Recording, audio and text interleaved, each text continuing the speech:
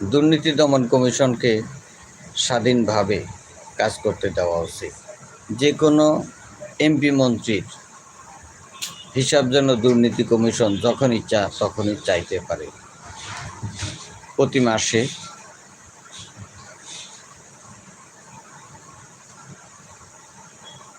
যদি আমাদের দেশের রাজনৈতিক লিডার যারা রয়েছেন তারা যদি দুর্নীতি দমন কমিশনের কাছে তাদের হিসাব উপস্থাপন করেন,